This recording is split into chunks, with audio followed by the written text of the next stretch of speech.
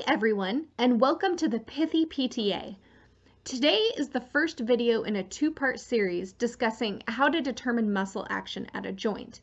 This is a common application question that comes up during physical therapy training programs, and it's imperative that you have a good handle on it.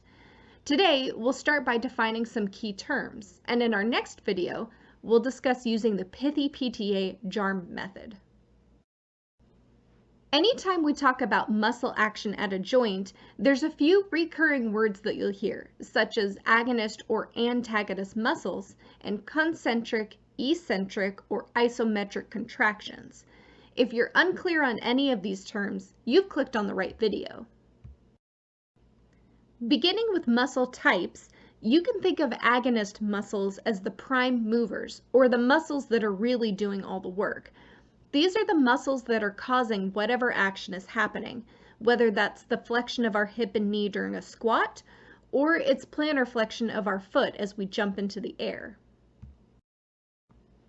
Antagonist muscles are the muscles that are the opposite of the agonist, or the other side of a pair of muscles.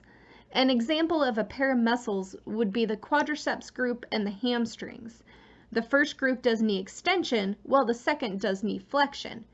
A lot of our body is made up of these pairs of muscle groups. For each joint movement, some muscle must be contracting to make motion happen. Now, contracting does not mean that it is shortening, just that the muscle is active in some way.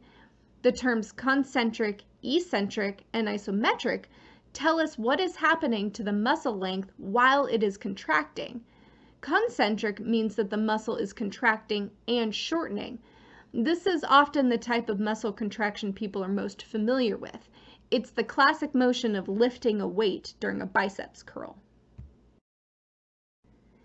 In an eccentric contraction, the muscle is also contracting, but it's growing longer. You can think of this like a crane lowering a heavy weight. There's still stress on the crane's cable, but the cable is growing longer as the weight is gently lowered to the ground. A third type of contraction, isometric contractions, happen when the muscle is contracting but is neither growing longer or shorter. This type of contraction can be thought of when someone tells you to tighten your core muscles prior to doing an exercise.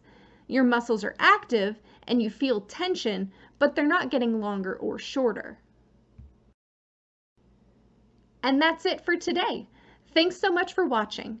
Join us next time when we discuss how to apply these terms and the Pithy PTA JARM method for determining muscle action at the joint.